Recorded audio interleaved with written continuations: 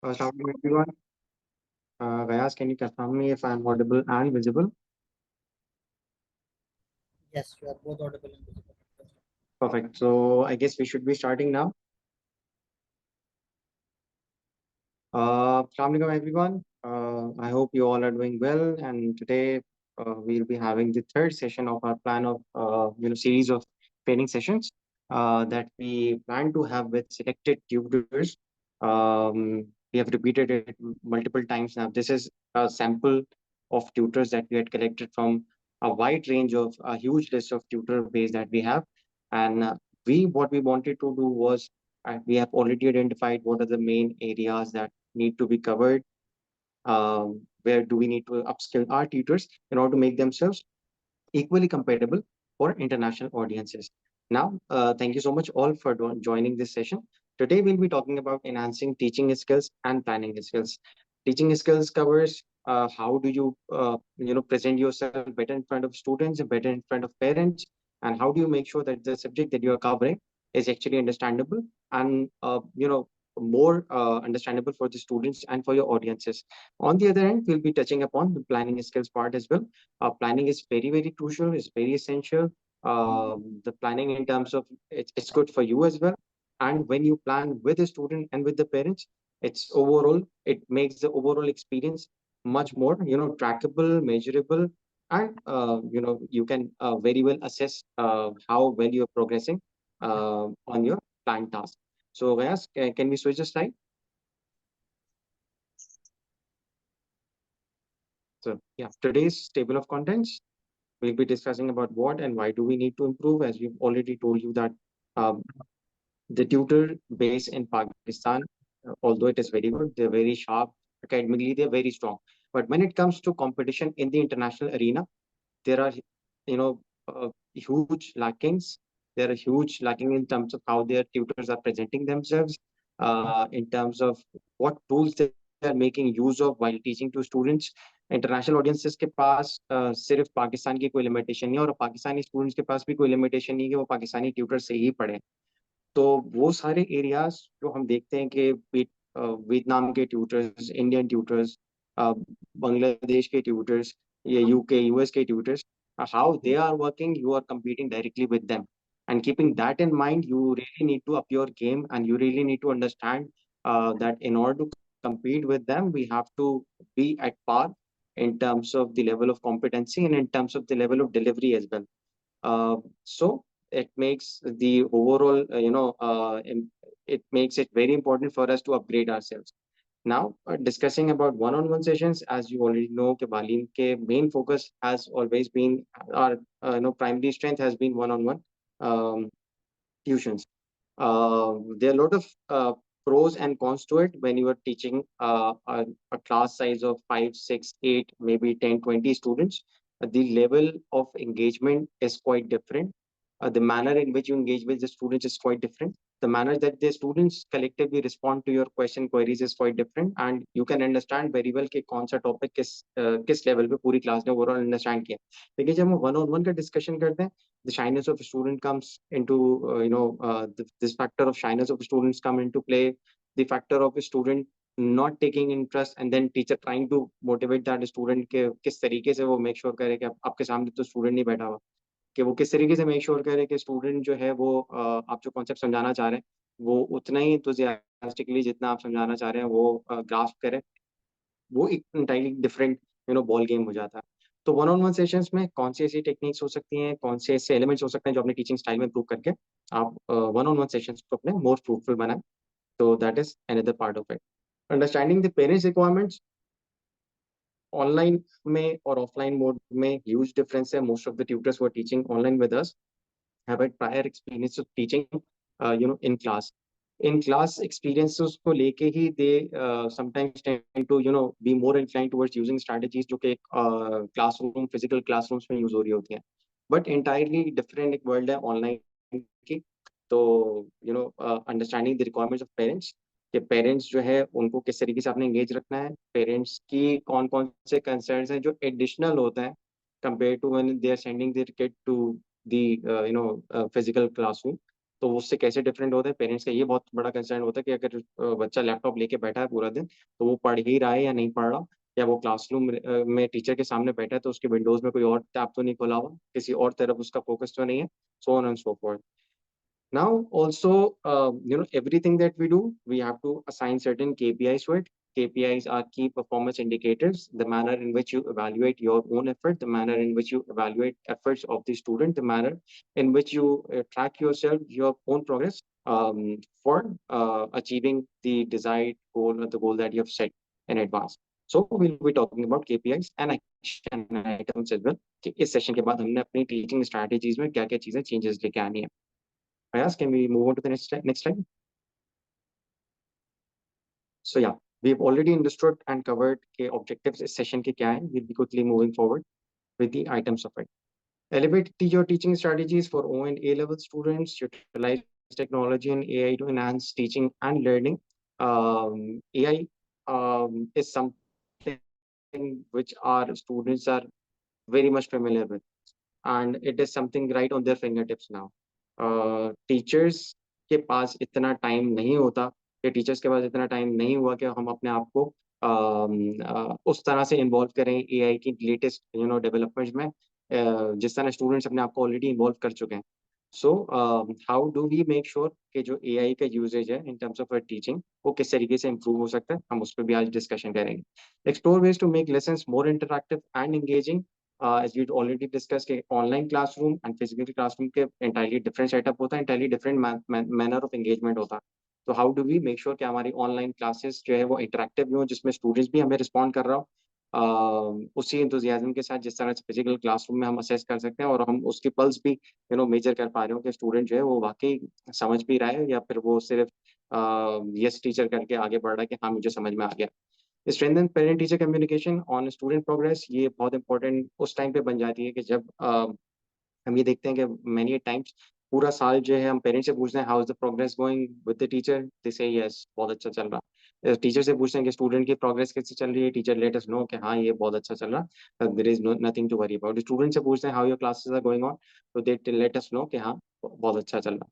लेकिन eventually when the time of result comes everybody starts put blame on each other. Mostly parent जो होंगे वो student के साथ उनके घर में रहते हैं, वो उनके बच्चे हैं, तो वो उन पे ज्यादा ट्रस्ट करते हैं, और there is no method to ascertain के जो प्रॉब्लम है वो आई कहाँ थी जिसकी वजह से ग्रेड्स नहीं आए. तो इट्स इम्पोर्टेंट, एक्सट्रीमली इम्पोर्टेंट कि पेरेंट और टीचर के जो कम्युनिकेशन है वो एक तरह से गवर्न भी हो बाय सर्टेन एसओपीज, एंड वो ट्रैकेबल भी हो, और उसके बाद एंड में कोई कंफ्यूजन के चांसेस ना हो कि हमने अगर सर्टेन ग्रेड अचीव किया है तो वो किस वजह से किया है, उसमें अगर लैकिंग है तो किस पार्ट पे लैकिंग है, और अगर वो लैकिंग है तो वो हमने राइट पॉइंट पे राइट टाइम पे आइडेंटिफाई की या नहीं की. So yeah, Prayas, next slide, please. The student needs for one-on-one sessions. Prayas, next slide. So understanding needs of students for one-on-one session. One-on-one session may expectation of the students are very different just because they are hiring a tutor for private classes. They are paying a certain premium amount as well. And if they are hiring a one-on-one tutor, that means कि वो कुछ किसी manner में ये चाहते हैं कि उनकी जो टीचिंग अप्रोच हो वो टेलर्ड हो टूवर्ड्स देयर किड. सो एक पर्सनलाइजेशन ऑफ लेसन्स जो है वो एक इम्पॉर्टेंट रोल प्ले करता है. आप एक सब्जेक्ट अकाउंट्स का है, इकोनॉमिक्स का है, बायोलॉजी का है, केमिस्ट्री का है, उर्दू का है, एक क्लासरूम को जनरली जिस तरीके से कवर करवाते हैं और वन ऑन वन में जिस तरीके से कवर करवाते हैं, इन दोनों में एक डिफरेंस होना चाहिए आपके अपने माइंडसेट में भी, कि सर्टेन स्ट्रेंथ्स होती हैं स्टूडेंट की, हमें आइडिया हो जाता है, टीचर को बहुत अच्छा आइडिया हो जाता है कि ये इस टॉपिक में बहुत तेजी से भी अगर हम कवर करवा दें तो उसके समझ में आ जाएगा. लेकिन on the other hand sometimes the teacher is able to find out कि ये जो पर्टिकुलर टॉपिक्स हैं दैट कुड बी, अगर उसका maybe calculation part weak है, तो जो अकाउंट्स के कैलकुलेशंस वाले टॉपिक्स हैं वो उसमें थोड़ा एक्स्ट्रा टाइम लगाना है. तो पर्सनल स्ट्रेंथ्स एंड वीकनेसेस के अकॉर्डिंगली हम अपने लेसन्स को प्लान करते हैं. Now adapt pace according to students understanding and retention level. इसके लिए दो इंपॉर्टेंट पार्ट्स हैं. एक तो ये कि आपने पेज जो है, अगर कहीं कहीं आपको लगता है कि आप स्पीड अप कर सकते हैं अपने लेसन्स को, तो वहाँ स्पीड अप करें. और जहाँ पे आपको ये लगता है कि स्टूडेंट नहीं, वो रिटेंशन उस तरीके से नहीं कर पा रहा है, पुराने टॉपिक्स वो भूल रहा है, ये पुराने टॉपिक्स के कॉन्सेप्ट उसके वीक हो रहे हैं, तो रिटेंशन लेवल्स उसके सर्टेन करने के लिए भी आपके पास टूल्स होने चाहिए, maybe through assessment, maybe through asking giving a quick recap of the previous topics that you had covered in your maybe sessions a month back, 2 months back. तो वो भी आपके पास एक method होना चाहिए in order to engage with that. Build rapport and trust to boost students' confidence. ये बहुत बहुत इंपॉर्टेंट होता है कि स्टूडेंट जो है उसका अपने टीचर पे लेवल ऑफ ट्रस्ट और लेवल ऑफ कॉन्फिडेंस जो है वो टॉप लेवल का हो। अगर स्टूडेंट का टीचर पे ही कॉन्फिडेंस ना हो, या स्टूडेंट ये समझता हो कि शायद ये टीचर जो है ये मैंने गलत डिसीजन ले लिया कि पढ़ा दिया, कि मैं इनसे पढ़ रहा हूँ और अब ये टाइम भी नहीं कि मैं टीचर स्विच करूँ, तो उसके सिर्फ एक नेगेटिव थॉट प्रोसेस की वजह से वो आपकी क्लासेस को सीरियसली नहीं लेगा, वो आपकी क्लासेस से ज्यादा जो उसके दोस्त होंगे उनको इंपॉर्टेंस देना शुरू करेगा, वो आपकी क्लासेस से ज्यादा ऑनलाइन में भी सर्च करने पे जाएगा कि अगर ये टॉपिक है मुझे समझ में नहीं आ रहा, वो आपसे बात ही नहीं करेगा इस बारे में। तो you need to have a good level of trust and communication between student as well, and you need to make sure कि स्टूडेंट भी आप पे उस लेवल का ट्रस्ट कर रहा है, और वो आपकी कम्युनिकेशन और एक रैपर्ट बिल्ड करने से ही आएगा कि जिसमें आप अपने अपने क्रेडेंशियल्स को भी उसको साथ क्लियरली कम्युनिकेट करेंगे और उसकी जो प्रॉब्लम्स है उनको भी डीपली जाके अंडरस्टैंड करने की कोशिश करेंगे। मैं use formative assessment, quizzes, polls to spot gaps. जब हम ये बात कर रहे हैं कि हम वन ऑन वन सेशन दे रहे हैं, तो हमारे पास कुछ मेथड्स होने चाहिए जिससे हम एनालाइज कर रहे हो कि इस स्टूडेंट की पर्टिकुलर रिक्वायरमेंट्स क्या है। वो असेसमेंट्स के थ्रू हो सकती हैं, वो कोई पोल्स के थ्रू हो सकती हैं, वो कोई फीडबैक्स के थ्रू हो सकती हैं, वो आपकी अपनी ऑब्जर्वेशन के थ्रू हो सकती हैं कि आप अपनी ऑब्जर्वेशन में if you are mindful of it you will be catching the signals. If you are not mindful of it, तो आप उस उन सिग्नल्स को भी मिस आउट कर रहे होंगे। इसमें वीकली और मंथली ट्रैकिंग ऑफ गोल्स जो है वो भी एक बहुत इंपॉर्टेंट पार्ट है, कि आपका कोई मेथड हो, डिफाइंड हो, कि हमने अगर वीकली प्रोग्रेस एनालाइज करनी है, तो हमने वीकली प्रोसेस प्रोग्रेस जो है हम किस तरीके से उसको मेजर कर रहे होंगे, और वो फ्यूचर में हम अगर उसको रेफर भी करना पड़े कि लास्ट में हमने क्या प्रोग्रेस की थी, तो उसकी कोई शीट आपके पास जरूर होनी चाहिए रेडी। तो उसके हम फॉर्मेट भी डिस्कस करेंगे, और आगे हम maybe will be sharing with you formats as well which can help you build your custom plans for according to the syllabuses that you have. You already know at the start of the year कि वो कितने topics हैं, अगर science पढ़ा रहे हैं तो biology पढ़ा रहे हैं तो बायोलॉजी के कितने टॉपिक्स हैं, 20 हैं, 25 टॉपिक्स हैं, मंथ वाइज उसके क्या डिस्ट्रीब्यूशन होने चाहिए, उसके असेसमेंट प्लान्स क्या होने चाहिए, उसके शॉर्ट क्विजेस क्या होने चाहिए, लेंदी क्विजेस क्या होने चाहिए, और कौन से क्विजेस आपके कौन से पार्ट ऑफ द टॉपिक को एड्रेस कर रहे होंगे। तो as a teacher it's your responsibility, it's your job कि उस टीचिंग के साथ साथ उसके जो असेसमेंट के मेथड्स हैं उनको भी आप पहले से प्लान एंड वर्कआउट कर चुके हो। Yes, can we move on to the next slide?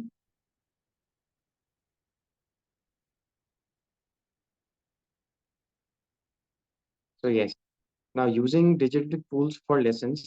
Uh, now students की एक्सपेक्टेशंस बहुत डिफरेंट इस तरीके से हो गई कि पहले हमारे पास अगर नोट सिर्फ एक सिर्फ टेक्सचुअल फॉर्म में भी अगर टीचर हमें नोट्स लिख के दे देता था ना अपने हैंड राइटिंग में ही हो, तो वो हमें लगता था कि भाई इनफ है, हमारा फोकस उसके एस्थेटिक्स पे नहीं होता था, हमारा फोकस उसकी प्रेजेंटेशन पे नहीं होता था, हमारा फोकस अपने उसके सिर्फ कंटेंट होता था। उसके बाद एक लेवल आया कि जब टीचर्स के हैंड रिटन नोट्स और फोटो कॉपीज के बाद एक प्रिंट का टाइम में स्टार्ट हुआ, कि अब जो टीचर्स हैं वो अपने नोट्स है वो डिजाइन करके प्रिंटेड फॉर्म में वर्ड फॉर्मेट पे मतलब नीटली फॉर्मेटेड मैनर में उसको प्रेजेंट कर रहे होंगे। उसके बाद टाइम आया कि अब पावर पॉइंट्स यूज करना टीचर्स ने स्टार्ट की, और टीचर्स ने स्टार्ट किया और स्टूडेंट्स की वो डिमांड भी थी। तो अब जो एस्थेटिक्स हैं उस पे हमारी जनरल इंक्लिनेशन भी बढ़ गई है। It's not only about the students, it's about ourselves as well. अब हम आई थिंक अगर हम फेसबुक की अगर सिर्फ अंडरस्टैंडिंग हम करें डेवलप, हम सब उसके यूजर्स हैं, कि अगर कोई टेक्सचुअल फॉर्म में अगर हमें 3 पैराग्राफ्स का कोई किसी ने वो लिखा हो, कोई पोस्ट लिखा हो, या 3 पैराग्राफ्स का किसी ने स्टेटस शेयर किया, तो हम उसको पढ़ने नहीं जाते, क्योंकि we don't find it you know attractive enough, we don't find it visually appealing enough. In the same manner, अगर स्टूडेंट की रिटेंशन हमने बिल्ड करनी है, स्टूडेंट के साथ उसका इंटरेस्ट बिल्ड करना, तो हमारा कंटेंट विजुअली भी इंटरेस्टिंग एंड अपीलिंग हमें उसकी एफर्ट करनी चाहिए। It's the same content that is being that you will be using for maybe next 2-3 years until the syllabus changes. So it's worth the effort, and it's it's worth the effort in terms of the longevity of it as well, and in terms of the response that you will be getting from the students as well. Now, using online interactive tools, previously they were not available. With influx of technology, with the transition that the world is seeing towards online education, there are a huge number of tools that are now available. Maybe जब बाली में start हो रहा था उस time पे available नहीं थे, लेकिन अब for every subject, for every topic, for every curriculum, many a times 99% of them are free of cost. It's just about you exploring them, and it's just about you making it part of your curriculum and your teaching methodologies. The use of AI in teaching, we'll be discussing this topic in detail in the next session. Lekin for now, it's something to for you to keep in your mind कि AI tools, वो chat GPT हो, वो quiz generation के लिए हो, वो आपके topic की समरी क्रिएट करने के लिए हो, वो पर्सनलाइज फीडबैक देने के लिए हो स्टूडेंट को, कि स्टूडेंट ने आपने अपने स्टूडेंट का एक मॉक एग्जाम लिया और मॉक एग्जाम में 60 MCQs है, 60 MCQs में से जो है स्टूडेंट ने 40 मार्क्स स्कोर किए. Now on the face of it you no कि उसने कितना परसेंट किया, 40 मार्क्स स्कोर किए out of 60 MCQs. Now going deeper into it, उसके कौन से टॉपिक्स वीक थे, उसमें कौन से टॉपिक्स में कौन से कॉन्सेप्ट्स वीक थे. AI can really help you in assessing that over a click. वैसे तो आप बैठ के इन डिटेल अगर आप देखना चाहें तो आप खुद भी असेसमेंट कर सकते हैं, लेकिन why waste time if a certain free tool is available for you to use, and why not speed up the game? So AI-driven practices and tests to track improvement over time, that is something that you can make part of your regular teaching methodology as well. Ayaz, can you move on to the next slide? अच्छा, इसमें हाँ मैं एक चीज में add कर दूं, मतलब वैसे तो इसका it's a completely different module and the Sure. Next module is gonna be on AI, but think of it as something के जब आप एक वन ऑन वन स्टूडेंट को पढ़ा रहे होते हैं as a teacher, myself I feel a little problematic troubled teaching one on one through tech. तो जब आप वन ऑन वन टेक के थ्रू ही जा रहे होते हैं तो उसमें आप उतनी इंगेजमेंट, उतनी रिटेंशन, बॉडी लैंग्वेज ऑब्जर्व कर पाना, उतना इंटरेस्ट बिल्ड कर पाना, इट्स नॉट एट पार अगर आप फिजिकल से ऑनलाइन पे जाते हैं. तो अब ऑनलाइन वाले डोमेन में टेक इज अवेलेबल जिससे आपको ये लेवरेज मिल सकती है. फॉर एग्जांपल, जैसे अली ने भी अभी एग्जांपल दी, आप एक स्टूडेंट को कॉन्सेप्ट एक्सप्लेन कर रहे हैं, आप उसको पेपर के ऊपर कोई चीज ड्रॉ कर पा रहे होते हैं क्योंकि हमने वैसे पढ़ा, हमने पढ़ा ऐसे कि हम टीचर हमें ड्रॉ करके दिखा रहा होता था and it was more understandable for us. But right now it is not at par है. उसके अंदर आपके पास टैबलेट हो, आपने कोई चीज ओपन की हुई हो, you can still draw, but it's still not as interactive, as engaging. तो अब उसको ब्रेक थ्रू करने के लिए टूल्स हैं to amplify the overall experience. यानी tech is all about building the experience. Tech से आपको मल्टीपल फ्रंट्स पे बेनिफिट तो ये हो रहा है कि वो आपको कंटेंट प्लान करके दे पा रहा है, टेक आपको समराइज करके दे पा रहा है, टेक आपको कंटेंट क्रिएशन वाले पार्ट के ऊपर हेल्प कर रहा है, but it also helps a lot in that experience. May be आप कोई माइंड मैपिंग टूल कोई चीज यूज कर रहे हो जिसके अंदर वो ब्रेनस्टॉर्मिंग एक साथ हो रही हो, उसके अंदर उसके विजुअली ट्री डायग्राम्स बन रहे हो. अब उसके लिए कोई जरूरी नहीं कि आप बहुत हाई एंड टेक यूज कर रहे हो. A simple power point presentation will be doing the trick. कोई आपके ही नोट्स हो जिसको आप ऑनलाइन इस तरह से प्रेजेंट कर रहे हो कि वो एट अ टाइम एक चीज पे अटेंशन है और फिर उससे बिल्ड करके दूसरे पे और तीसरे पे, जस्ट लाइक आप उसको सिमुलेट कर रहे हो जैसे आप फिजिकली पढ़ा रहे होते. तो that is why we are overly emphasising कि टेक इज इम्पोर्टेंट. और आज वाला जो स्टूडेंट है वो 5 साल पुराना वाला स्टूडेंट नहीं है. उसका जो सोशल मीडिया का एक्सपोजर है, उसका जो रील्स के थ्रू और टेक पे इंगेजमेंट जितना ज्यादा ओवरली रिलायंट हो गया, 5 साल बाद it still is gonna grow much further. और एक एक गैप नजर आ रहा है जो हम as being just like all of you in this world of academia, in this world of tech, in the world of education, we feel के 5 साल में 10 साल के अंदर ये गैप मजीद ब्रॉडन होता जाएगा. तो इट्स वेरी इंपॉर्टेंट के मतलब इस सेशन का पर्पस ये नहीं है कि कल से सब लोग जितने लोग सेशन के अंदर हैं वो टेक जीनियस हो जाए, but eventually we have to transition and we have to gradually learn and adapt के पावर पॉइंट के ऊपर क्या क्या टूल्स हैं आपके, वो आप किस तरह से यूज कर सकते हैं, वाइट बोर्ड के किस तरह से टूल्स हैं वो आप कैसे लेवरेज कर सकते हैं, हमारा जो एलएमएस है उसके ऊपर आप रियल टाइम क्विजेज किस तरह से यूटिलाइज कर सकते हैं. मतलब आपने इमीडिएटली उसको क्विज दिया, आपको भी एक ब्रेक मिल गई क्योंकि आपने 15 मिनट पहले लगाया, आपने लेसन प्लान कर दिया, आपने एक क्विज बैंक उस पर डाल दिया, ड्यूरिंग द सेशन आपने उसको 5 मिनट्स ओपन टाइम दिया कि भाई अभी 5 मिनट्स ही हैं, 5 मिनट्स का टाइम है, जस्ट टू रिस्ट्रिक्ट कि वो बुक्स नहीं गो थ्रू कर रहा, बाकी चीज़ें नहीं कर रहा, 5 मिनट्स में आप गैप लें, 5 मिनट्स के अंदर वो क्वेश्चन बैंक पूरा करेगा, आपको इमीडिएटली रिस्पॉन्स मिल जाएगा, अब आपको पता चल जाएगा कि उसको कितनी चीज़ें समझ में आई है, कितनी नहीं आई, एंड इट्स मोर इंगेजिंग। आपने नहीं करना उसके ऊपर, you can still keep the engagement कि आप उससे वाइवा ले लें, डिस्कशंस कर लें, so that still is there. The purpose is just to amplify tech. This will just be a food for thought for now. Lekin moving forward, before the next session, maybe you can ponder over it a little more.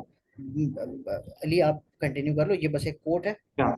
talking more about So के, yeah, yeah, so yeah, this quote everybody can read. The technology that you use is not for the purpose of impressing. It's not for the purpose of showing off. It's not for the purpose of exaggerating yourself. It's उससे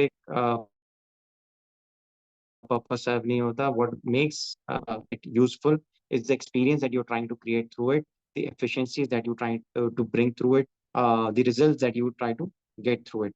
So yeah, have that in mind. कि whatever technology that you are using and trying to implement, उसके outcomes किस manner में आपको help कर रहे हैं in overall teaching. So there is another, very nice quote. Tell me and I'll forget. Teach me and I may remember. Involve me and I learn. So involvement of a student has far-reaching, results. अगर हम student को उसके teaching journey में अपने साथ involve रखते हैं, तो कुछ टीचर्स ऐसे भी होते हैं जिनका इस माइंडसेट से वो वर्क कर रहे होते हैं, मे बी वो इतने विजिलेंट नहीं होते अबाउट देमसेल्व्स, लेकिन इंप्रेशन ऐसा ही जा रहा होता है कि टीचर जो है वो घर से एक अपने दिमाग में प्लान बना के लाया था कि उसने 2 पेजेस या ये 2 टॉपिक्स कवर करने हैं, और वो स्टार्ट करते हैं क्लासरूम में टॉपिक के इंट्रोडक्शन से, और वो स्टॉप करते हैं जब वो टॉपिक कवर कर लेते हैं। उसके बाद स्टूडेंट से पूछते हैं any questions. 99% of the times students कहते हैं there is no question.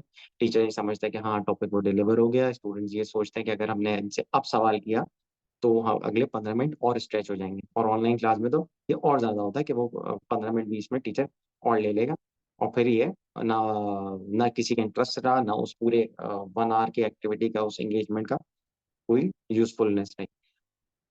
On the other hand, if you are, actively engaging students using certain techniques that are, presented here for their engagement.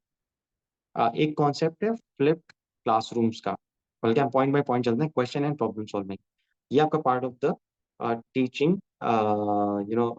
Design होना चाहिए, कि जहाँ भी आपने कोई topic explain किया तो उसमें आपने कोई ना कुछ क्वेश्चन आपने उसका मार्क करके रखना है कि ये टॉपिक पे जब हम इस लेवल तक अंडरस्टैंडिंग क्लियर कर लेंगे, इस लेवल तक इसको हम डिस्क्राइब कर लेंगे, तो हमने स्टूडेंट से कौन से ऐसे 4 सवाल पूछने हैं, और उसको कौन से ऐसी 4 एक्टिविटीज में they do not necessarily have to be 5-10 minutes long. They can just be a 20-second, 5-second, 10-second response that you expect from the students, and then you engage them in your lectures and you make sure कि वो attentive भी हो और अपना interest किसी point पे lose out नहीं किया, और अगर कर भी लिया होगा then you will eventually get to know कि हाँ ये last 10 minutes he was attentive ना, 5 minutes पहले जो मैंने बात बताई वो उसकी समझ में नहीं है, तो आपको फॉरन इमीडिएट फीडबैक मिल जाएगा। The concept of flipped classrooms. Now it's all about, passing on the ownership of understanding the topic towards the student by engaging them actively. Before the classroom, you let them know कि हम next session में ये topic करेंगे, और उस topic का एक brief आप इंट्रो देते हैं और उसके रिसोर्सेज स्टूडेंट को पहले से देते हैं। वो स्टूडेंट्स जो एक्टिव होते हैं, जो कि अपने अपने आप को सीरियस ले रहे होते हैं, जो कि अपने स्टडीज को सीरियसली ले रहे होते हैं, वो ईगर होते हैं कि वो किस तरीके से या तो क्लास से आगे बढ़ जाएं, या वो किस तरीके से अपनी अंडरस्टैंडिंग वो तेजी से बढ़ा लें, वो कैसे वो सिलेबस को जल्दी कंप्लीट कर लें। तो ऐसे बहुत सारे स्टूडेंट्स एग्जिस्ट करते हैं, और उन स्टूडेंट्स को अगर आप पहले से मटेरियल शेयर कर लेंगे और वो सिर्फ स्किम थ्रू भी कर लें उसे, तो उसकी basic understanding of the concept या बेसिक क्वेश्चन उसके दिमाग में पहले से वो ट्रिगर हो जाएंगे, और वो क्वेश्चंस का ट्रिगर होना फिर in your lecture what student will be doing is not listening to you, but finding out the questions, the answers to the questions that the student has already built by reading and going through that material. और it's quite possible कि student वो आपको ये कहे कि ये मैंने economics के ये जो नेक्स्ट 2 टॉपिक्स पढ़े ये मुझे खुद ही समझ में आ गए, based on my own understanding, and then you can question and then further polish the understanding of the students as well. और उसमें हमारा टाइम भी सेव होता है. All you need to do is share your material, share your teaching resources in advance to the student. Let them know that they have to come, they have to skim through it and do prior reading before coming to your class as well. Now, setting up the learning environment. uh, Use icebreakers and warm up activities to ease into the session. It's not only कि आपने सिर्फ अपने first session में ये plan किया हो कि अपने पहले 5 स्टूडेंट्स को पहले जो पहला पहला सेशन है उसमें आपने एक आइस ब्रेकिंग की, स्टूडेंट के बारे में आपने जाना, अपने बारे में स्टूडेंट को बताया, एक स्मॉल टॉक की, स्टूडेंट के इंटरेस्ट एवोक किया अपनी क्लास में, कॉन्वर्सेशन बिल्ड की. It is also something that you can use frequently as well. Maybe after every 5-7 sessions, after covering certain part of the syllabus, you engage with the student, talk to them generally about the subject on at large, and about the impact of your subject is playing into the maybe impact the subject is playing into the world as well. तो कोई अगर आप biology पढ़ा रहे हैं तो bio से related कोई लेटेस्ट टेक डेवलपमेंट हुई है, वो स्टूडेंट से वो अपने स्टूडेंट से सुन लिया, स्टूडेंट के साथ शेयर कर लिया. इकोनॉमिक्स पढ़ा रहे हैं तो ग्लोबल इकोनॉमिकल कंडीशंस किस तरह वर्कआउट कर रहे हैं, ऑयल प्राइसेस किस तरीके से गोल्ड पे इफेक्ट कर रही है, ऑयल प्राइसेस की वजह से किस तरह से हमारा डॉलर रेट, रुपी रेट डिफरेंशिएट हो रहा है. वो आपने जनरल एक डिस्कशन किया जिसमें स्टूडेंट के दिमाग में ये प्रेशर नहीं होगा कि मैंने ये सीखना है, ये मैंने याद करना है, या मुझे एग्जाम में ये रिप्रोड्यूस करना पड़ेगा, बट उसकी overall understanding of that subject and interest in that subject वो बिल्ड हो रहा होगा. Incorporate breaks and lighter activities to prevent fatigue. आपने 45 मिनट्स का सेशन लगातार देना एक बहुत मुश्किल काम आपके डिलीवरी के लिए भी और स्टूडेंट के लिए अंडरस्टैंडिंग के लिए भी है. तो आफ्टर 15-20 मिनट्स आपका ये प्री प्लान हो कि अच्छा ये 2 टॉपिक्स हमने डिस्कस करना है, तो 5 मिनट्स का हमने एक छोटा सा ब्रेक, मे बी 5 मिनट्स भी ना करें, हमें 2 मिनट्स का ब्रेक करना, लेकिन वो एक रिचार्ज करने के लिए हेल्पफुल होता है, स्टूडेंट की एनर्जी भी, आपकी एनर्जी भी. Performance monitoring, adjust flow on feedback, allow self-paced learning, real-time review of mistakes and limited and immediate corrections. Adjust flow on feedbacks. अगर स्टूडेंट ने आपको ये सर्टेन फीडबैक दिया है कि मुझे ये चीज़ क्लियर नहीं हो रही, ये मेरी अंडरस्टैंडिंग आपने एनालाइज किया, स्टूडेंट की अंडरस्टैंडिंग ये गलत डेवलप हो गई है, और अगर हम आगे चले गए तो हम पीछे वाले कॉन्सेप्ट्स गलत अंडरस्टैंडिंग के साथ कर रहे हैं, तो आगे वाले कॉन्सेप्ट्स भी कवर नहीं होंगे. तो जैसे ही आपको इमीडिएट फीडबैक मिलेगा, आपको आप एक फीडबैक ले चुके होंगे स्टूडेंट से, तो आप उस पर टाइम वेस्ट नहीं करेंगे आगे का, वरना आगे का भी टाइम वेस्ट है और पीछे वाला तो समझ में आया नहीं है. Allow self based learning to students. Students, हम वन ऑन वन के सारे डिस्कशंस कर रहे हैं अभी, वन ऑन वन ही मोस्टली टीचर्स एंगेज हैं पढ़ाने में. तो जो स्टूडेंट का एक सेल्फ पेस है ना ऑफ लर्निंग, उस उसमें आप जितना मार्जिन या जितना आप उसमें अपना लेवरेज स्टूडेंट को दे सकते हैं, give that to the student. It is quite possible कि सर्टेन टॉपिक्स, सर्टेन रीजंस की वजह से स्टूडेंट जो है वो आज जितना एक नॉर्मल कोर्स ऑफ टाइम होता है उसमें नहीं कर पा रहा, आपने उसको सर्टेन टॉपिक्स के लिए ज्यादा टाइम देना, तो गिव दैट स्टूडेंट टाइम कि हाँ ठीक है, ये वाला टॉपिक जो है उसका मैं आपसे नेक्स्ट वीक असेसमेंट नहीं लूंगा, मैं आपसे उसका असेसमेंट लूंगा 1 महीने के बाद, और नेक्स्ट वीक में आपका किसी और टॉपिक है जिसमें उसकी बेटर ग्रिप है, वो आपने उसको असेसमेंट के लिए दे दी. तो वो प्रेशर भी स्टूडेंट के एंड से रिलीज हो जाएगा, और वो जब उसको एक सफिशिएंट टाइम मिलेगा तो वो डिफिकल्ट टॉपिक्स पे ज्यादा टाइम लगा भी पा रहा होगा, उस प्रेशर में नहीं होगा, और एक फ्री माइंड के साथ उसको अप्रोच कर रहा होगा. Real time review of mistakes and immediate correction. जो जब भी आपके पास असेसमेंट आप करें, मेक इट योर प्रैक्टिस के वो असेसमेंट की जो चेकिंग है वो आप अलग से ना करके स्टूडेंट को एंड में बता रहे हो कि आपने जो 100 मार्क्स का एग्जाम दिया उसमें आपके 68 मार्क्स हैं, ये आप बता सकते हैं, और स्टूडेंट जो होगा वो ये एनालाइज कर लेगा, अच्छा 68 मार्क्स हैं, मुझे 30 मार्क्स की और एफर्ट करनी है. Rather, what you can do is engage them in the process of correction as well. Have a live session for correction as well. Maybe जो एग्जाम उसने अपेयर किया है उसके टॉपिक बाय टॉपिक आप उससे उसी पॉइंट पे डिस्कस करो, अच्छा तुमने ये आंसर लिखा, तो तुम्हारे जहन में उसकी क्या एनालॉजी थी, क्या उसके रीजन से, क्या तुमने किस तरीके से उसको प्रोसेस किया कि आपने आंसर ए दिया rather देन आंसर सी जो कि करेक्ट आंसर था. तो वो आपको उसका थॉट प्रोसेस भी अंडरस्टैंड करने का मौका मिल जाएगा, और वो एक experience of marking the exam will be a huge beneficial, will produce huge beneficial outcomes for future as well. जब वो आप उसको एग्जामिनेशन चेकिंग में साथ में इन्वॉल्व करेंगे, तो वो नेक्स्ट टाइम जब एग्जाम कर रहा होगा अटेम्प्ट, तो उसके एक पर्सपेक्टिव में एक असेसमेंट का भी एक एस्पेक्ट आपकी, क्योंकि डिस्कशन से उसके दिमाग में आ चुका होगा कि इवैल्यूएट कर रहे होते हैं ये चार, तो अगर आंसर्स होते हैं तो उसमें ए आंसर क्यों नहीं था, बी आंसर क्यों नहीं था, सी आंसर क्यों नहीं था, डी आंसर क्यों हो सकता है। तो वो सारे जो प्रोसेस जो आपकी थिंकिंग का होगा, आप उसको कम्युनिकेट भी रियल टाइम में कर पा रहे होंगे। Ayaz, can we move on to the next slide?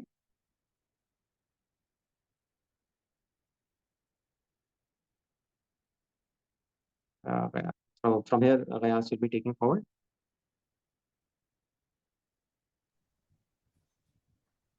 Yeah, I hope I'm audible and clear. Acha.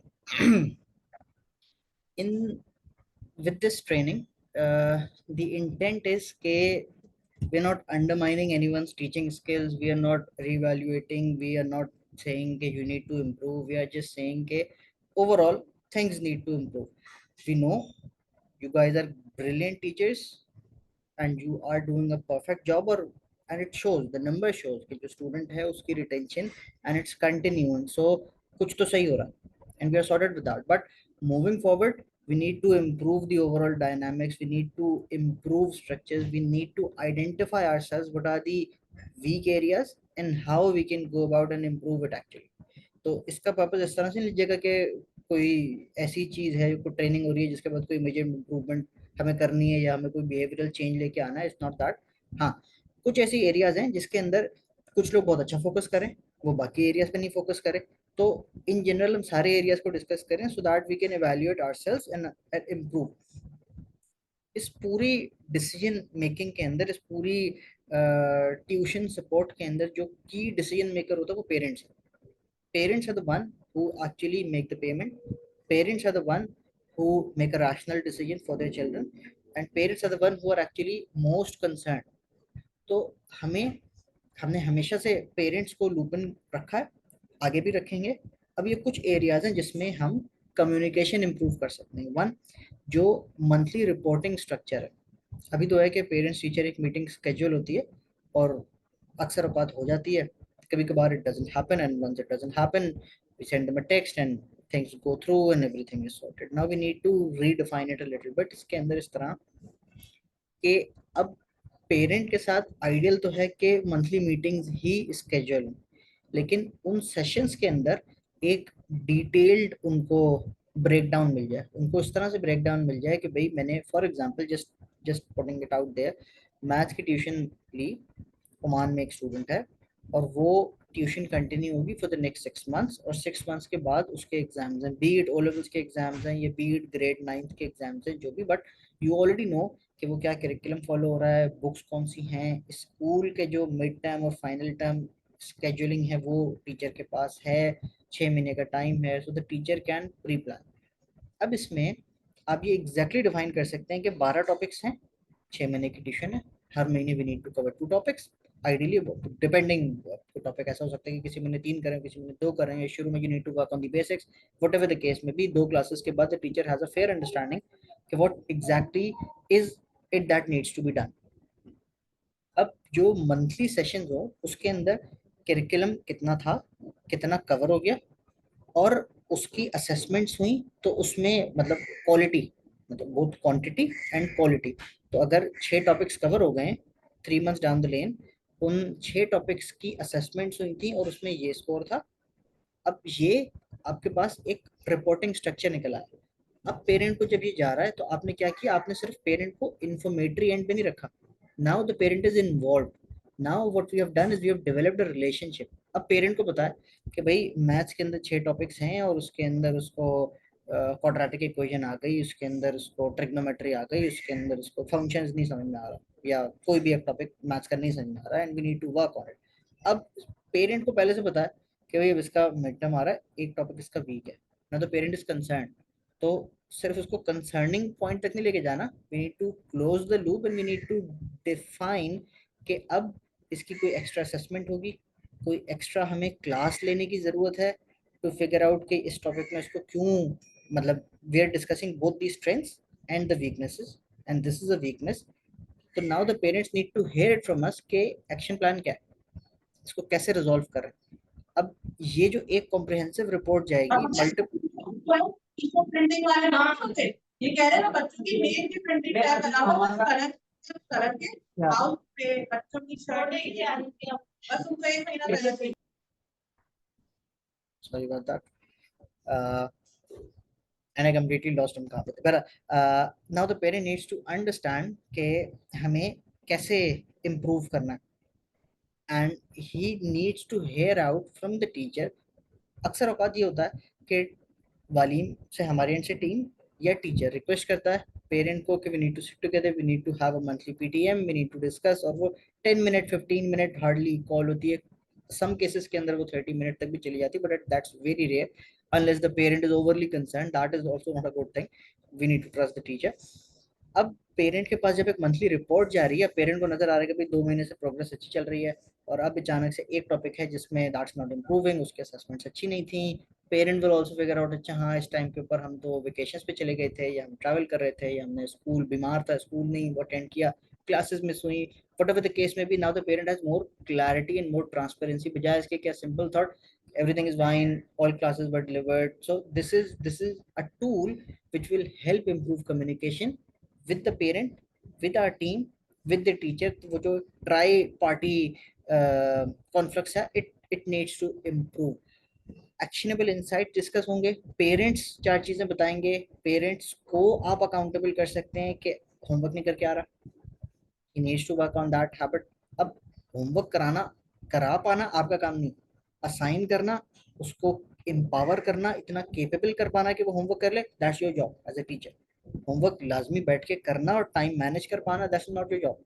मतलब how can that be your job? That is not possible. Teacher तो नहीं है उसके साथ घर में 24 घंटे, और उसको तो नहीं बता रहा कि अब ये आधा घंटा आपका फ्री है और नमाज से और खाने के दरमियान ना do it. Mother can do it, father can do it. So that is something where parent needs to be looped in. Strengths, weaknesses, solutions, और ये सारी चीजें शुरू होंगी कि करिकुलम कितना पूरा था, कितना हो गया, उसकी quality, and what's the way to go forward. ये मैं डिटेल में इस तरह से बता रहा हूँ, उसको मैं एक दफा क्विकली समराइज भी करेंगे आगे, so that you have a fair understanding के कैसे इसको किया जा सकता है. अच्छा, जो रेगुलरिटी बिल्ड होगी कम्युनिकेशन में, इससे आपका एक तो करिकुलम स्ट्रक्चर होगा. टीचर के एंड पे भी आपके पास अब एक स्ट्रक्चर्ड करिकुलम है, आपको एग्जैक्टली पता है कि भाई इतने टॉपिक्स हैं, इतनी क्लासेस हैं, इतने आवर्स हैं, और मैं किस तरह से इसको रन थ्रू कर लूँ. जब रिपोर्टिंग स्ट्रक्चर अभी भी है, जब रिपोर्टिंग स्ट्रक्चर इनहेंस हो जाएगा तो वालीम टीम जिन जो हमारी मैनेजमेंट है उसको भी बेहतर एक अंडरस्टैंडिंग होगी. बीच में ऐसा होता है कि teacher is not available for a week, या टीचर इज ट्रैवलिंग, या कोई इमरजेंसी है, तो एक वीक की ट्रांजिशन के लिए someone else can step in with all the relevant information. Parent के पास एक हायरार्की बिल्ड हो रही है, क्योंकि हमारे पास जो भी पेरेंट्स हैं वो ऐसा नहीं होता कि वो एक सेशन कंप्लीट करके they leave, they continue for their siblings, for their cousins. तो वो एक फैमिली एसोसिएशन बिल्ड होती है, तो वो कंटिन्यूटी में रहती है, and we need to further, we want to build upon that, so that as a strength for वालीम वी कैश अपॉन दैट. और आपके पास as a teacher you have this opportunity to identify weaknesses, and then you present a solution which can be कि इसकी extra classes होंगी इस month में, क्योंकि इस मंथ में मिड टर्म है, तो we can work that out. अब पेरेंट को बिलीवेबिलिटी में भी आसान होगा, डिसीजन मेकिंग में भी आसान होगा, हमारे लिए भी एक रैशनल होगा कि okay we taught 6 topics, one of the topic was weak and we need to specifically focus on that and improve. तो एक स्टूडेंट की भी, अब ये वाली ऐसी इन्फॉर्मेशन नहीं है कि ये कोई नई इन्फॉर्मेशन है जो हमें पहले पता नहीं थी, ये सारी इन्फॉर्मेशन आपको पता है, आप स्टूडेंट को पढ़ा रहे हैं, आप डेली उससे मिल रहे हैं, हफ्ते में 3 दफा 4 दफा 6 दफा मिल रहे हैं, तो you have a fair understanding के what are the strengths, what are the weaknesses. We just want it to be transparent, वो पेरेंट तक उसकी रिफ्लेक्शन जाए, that's the gist of it. अच्छा, क्योंकि ये परफॉर्मेंस एनहांसमेंट और टाइम मैनेजमेंट और प्लानिंग बेस्ड थी, ये smart, all of you are qualified, तो I am sure you must have heard about it. कोई भी जो टारगेट डिफाइन होता है, कोई भी काम असाइन होता है, एनीवेयर आप किसी स्टूडेंट को कोई होमवर्क असाइन कर रहे हैं, आप अपने लिए एक केपीआई लेके चल रहे हैं, smart is the way to go forward. Smart is basically, S is for specific, measurable, achievable, relevant, time bound. मतलब whatever you say it has to be specific. It cannot be something कि भाई ये आप तैयारी कर लो उस topic की. It has to be specific कि भाई कौन सा टॉपिक है, उसमें क्या है, उसकी डेप्थ कितनी है, या कोई सिलेबस है, करिकुलम है. It has to be measurable कि at the end of the day what needs to happen. You need to improve on your score, you need to improve in your assessment results. It has to be achievable. ऐसे नहीं कि आपका जो 6 महीने का curriculum है आपने एक हफ्ते पे उसको टारगेट कर दिया. टारगेट तो दिया जा सकता है but that's not achievable, so that's not smart both ways. It has to be relevant and has to be time bound. मतलब उसको कोई किसी कूजे के अंदर बंद करना जरूरी है कि this is the duration and you need to produce it, and that is how academics work in general. तो कोई भी चीज और goal setting work in general. Moving forward, this is bringing us to the end of our discussion, end of our session. Then we'll open the floor for discussion, and I can see a lot of you are impatient to have a discussion. अच्छा, अब इसको इस तरह से नहीं लीजिएगा कि हम एक तो इसकी फ्रीक्वेंसी हमने इस तरह से रखी है कि महीने में एक ही दफ़ा मिल रहे हैं, और हर महीने के बाद एक कोई टास्क असाइन करने का पर्पस ये नहीं होता just to burden you. The purpose is to keep you engaged so that you get a hands-on experience and you present a better feedback, and we can discuss and we can actually improve together. I know all of you are busy people, that's why इसको हमने month में एक session रखा है, और वो first 2 weeks के अंदर ही हो रहा होता है. इस दफ़ा लेट हुआ, 14th को कर रहे हैं. पहले कोई वेकेशंस थी, लीव था, कोई खैर अभी तो इंटरनेट की भी हालात, तो बहुत सारी चीज़ें देर आर कंसर्न, तो हम इसको एक महीने में एक ही दफ़ा कर रहे हैं. लास्ट टाइम भी कुछ फीडबैक था. अभी का जो टास्क है पहले इसको डिस्कस करते हैं, फिर हम जब जनरल डिस्कशन पे जाएंगे फिर उन चीज़ों को डिस्कस करेंगे. एक, अब व्हाट वी वांट कि ये जो सिलेक्टेड बैच ऑफ टीचर्स है वो ये 2 काम करे. एक, किसी भी एक स्टूडेंट की एक कॉम्प्रिहेंसिव रिपोर्ट बनाए. इसके अंदर क्या क्या चीज़ें जाननी है वी ऑलरेडी डिस्कस्ड. करिकुलम कितना था, उसकी ट्रैकिंग क्या थी, उसमें से कितना कवर हो चुका है. स्टूडेंट की, क्योंकि पर्सनलाइज्ड हम टेलर्ड ट्यूशन की बात करें, so everything needs to be customised. उस एक स्पेसिफिक स्टूडेंट, किसी भी एक स्टूडेंट को आप अपनी मर्जी से उठाएं, we are not allocating anyone. आप अपनी मर्जी से किसी भी एक स्टूडेंट को सेलेक्ट कर लें, उसके पेरेंट को आपने एक रिपोर्ट भेजनी है. That's your task. अब वो रिपोर्ट पहले आप बना के हमें दे दें, maybe take 2 days 3 days, maybe take a week, and share it with us. We can work together. इसका हम कोई फॉर्मेट, कोई स्ट्रक्चर अभी नहीं डिफाइन करें, क्योंकि we need to also understand कि इसका मैग्नीट्यूड कितना होगा, and we need to keep it open for all the teachers for now for this test batch, and then we can figure out कि इसको हमें structure करना चाहिए कि नहीं करना चाहिए. Obviously जब आप हमें देंगे we will design it and we will brand it so that when it gets to the parent it has to look good. वो हम कर लेंगे, but what we want from you is just make a simple word document, make a PowerPoint, make anything, make a document जिसमें student का strengths, weaknesses, कितना curriculum था जो पूरा ड्यूरेशन में कवर करना है, अगले 6 महीने में एग्जाम तक कितना हो चुका है अब तक, पिछले 2-3 माह में, इस मंथ में. लर्निंग गोल्स नेक्स्ट क्या है, जो वीकनेसेस हैं उसको इम्प्रूव करने का तरीका क्या है. So it can be sentences, it can be brief pointers, whatever, be comfortable, ताकि आप अपने हिसाब से इसको, and I am sure you guys will do a brilliant job at it, and then we can work together के how we can standardize it. दूसरा काम, course outline. जो भी कोर्स आप पढ़ा रहे हैं, जैसे हमने एग्जाम्पल ली थी उसी एग्जाम्पल को कंटिन्यू करते हैं. क्लास 10th की मैथ्स, तो क्लास 10th की मैथ्स कराने के लिए आपको ये एग्जैक्टली पता होगा कि क्लास 10th का सिलेबस क्या होता है, ओ लेवल्स का सिलेबस क्या है, दैट्स पब्लिश्ड. स्कूल्स का भी सिलेबस प्रीटी मच डिफाइंड होता है. अब सिलेबस कितना है, उसमें लर्निंग आवर्स कितने लगेंगे या नंबर ऑफ सेशंस कितने होंगे, इससे आपको एक अंदाज़ा मिल जाएगा कि ये सिलेबस है, इसमें इतनी ड्यूरेशन लगती है, इसको मैं एक्सलरेटेड क्रैश कोर्स लॉन्च करता हूँ तो क्या ड्यूरेशन होगी, वो डॉक्यूमेंट एक हमारे पास भी रहेगा.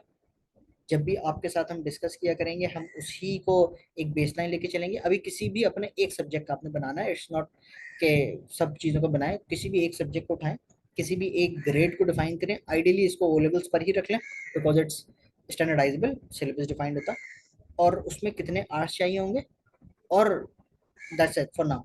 इससे हम नेक्स्ट स्टेप ये होगा कि we need this to plan कि हम अगर क्रैश कोर्स लॉन्च करने जाएंगे तो फिर उसकी ड्यूरेशंस क्या होनी चाहिए, किस तरह से उसको प्लान किया जा सकता है. तो 2 things for now as assignments to the teacher, एक progress report, any student, course outline, any course. try completing in a week. Today is Saturday, maybe we can have it by next Saturday, Sunday, maybe by next Monday, so that you have enough time with 10 days to do it. Moving forward, कुछ KPIs हैं, ये हम अभी impose नहीं करें. It's not that के इसकी कोई tracking हम शुरू कर रहे हैं, but after the session what we want you to internally absorb what needs to be done is ये अब आपके पर्सनल ट्रैकर्स हैं, पर्सनल मोटिवेटर्स हैं. आपने मूविंग फॉरवर्ड किस तरह से लेके जाना है इसको. पेरेंट एंगेजमेंट आपने अपने पास से खुद मॉनिटर करनी है. कैसे मॉनिटर होगी? बड़ा सिंपल तरीका होगा. हर एक के multiple what I can think, what I can quickly brainstorm is, आपने पेरेंट को मंथली एक रिपोर्ट भेजी. पहले आप रिपोर्ट नहीं भेज रहे थे, it was a message, it was a voice note, it was whatever. अब एक डॉक्यूमेंटेड रिपोर्ट है, pretty much same information, nothing new, but in a more structured, branded, formal manner. Parent का क्या रिस्पॉन्स आ रहा है? पेरेंट उस पर engage हो रहा है या अभी भी वही वाली इंगेजमेंट है कि हाँ ठीक है? तो वो अगर हाँ ठीक है तो nothing change. So we need to go deeper, we need to help the parent, help the student. तो उसकी इंगेजमेंट क्या है वो डिस्कस कर रहा है. और डिस्कशन से ये मतलब नहीं कि वो आधे घंटे रोज बात करना शुरू कर दे. That's pointless for the parent and for you also. It has to be maybe 15 minutes in a month. That's good, it's good enough. तो वो इसकी इंगेजमेंट और किस क्वालिटी की है. दूसरा, लेसन एडेप्टेबिलिटी, यानी अब ये आपका, क्योंकि आपके पर्सनल KPIs हैं, तो this can be something for me as a teacher कि मैं अगर पढ़ा रहा हूँ कि for example I take a course in Zebest, I teach e-commerce. तो अब वो जो कोर्स है जब मैं ऑफर कर रहा हूँ स्टूडेंट्स को, तो वो जो मेरा टीचिंग मेथड है दैट्स अ ग्रुप, तो that's different. You are teaching individually, that's different. Student की पेस से मैच हो रहा है कि नहीं हो रहा, स्टूडेंट एब्जॉर्ब कर पा रहा है कि नहीं कर पा रहा. मैं जो मेरा फॉर्म ऑफ कम्युनिकेशन है, maybe that's not good, maybe I need to change that. तो यू नीड टू अंडरस्टैंड कि मेरा लेसन कितना अडेप्टेबल है, कितना एब्जॉर्बेबल है. तीसरा, student progress. This will be your KPI कि स्टूडेंट की प्रोग्रेस थी. फॉर एग्जाम्पल फाइनल एग्जाम्स होंगे, अभी मिड एग्जाम्स होंगे. मिड एग्जाम्स आपके सारे स्टूडेंट्स के हो रहे हैं. ओवरऑल स्कोर पिछली दफ़ा कैसा था, इस दफ़ा कैसा है, इज इट इम्प्रूविंग. होमवर्क में असाइन करता हूँ, उसकी कंप्लीशन रेट क्या आ रही है, क्लास में स्टूडेंट की पार्टिसिपेशन बढ़ रही है कि नहीं बढ़ रही है. और पार्टिसिपेशन बढ़ेगी इर्रिस्पेक्टिव के वो इंट्रोवर्ट एक्सट्रोवर्ट है, उसकी पार्टिसिपेशन डिपेंडेंट होती है कि उसकी एब्जॉर्प्शन कितनी है, उसको अंडरस्टैंडिंग कितनी डेवलप हो रही है और उसको क्लास में कॉन्फिडेंस कितना मिल रहा है. अगर वो इंट्रोवर्ट स्टूडेंट है, उसको कॉन्फिडेंस मिलेगा पूरा, तो ही विल डेफिनेटली पार्टिसिपेट.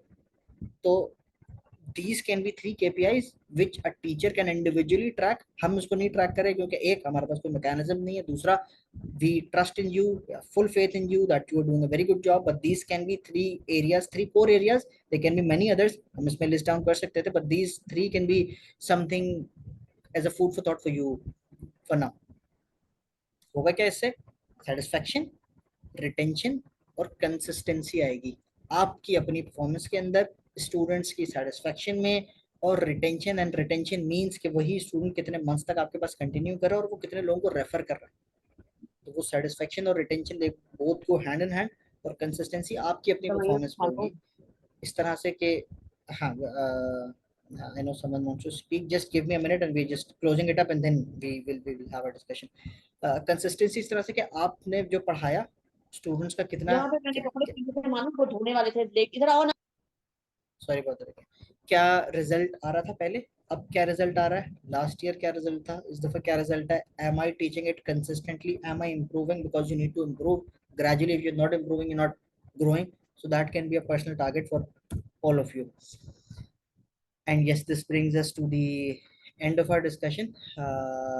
कोई क्वेश्चन, कोई चैट, कोई डिस्कशन, वो डिस्कस कर लें. नेक्स्ट मॉड्यूल हमारा टेक और एआई के ऊपर होगा. बताने यहाँ पे लिखने का पर्पस सिर्फ ये था कि आप जब नेक्स्ट सेशन में आए, may be do something, may be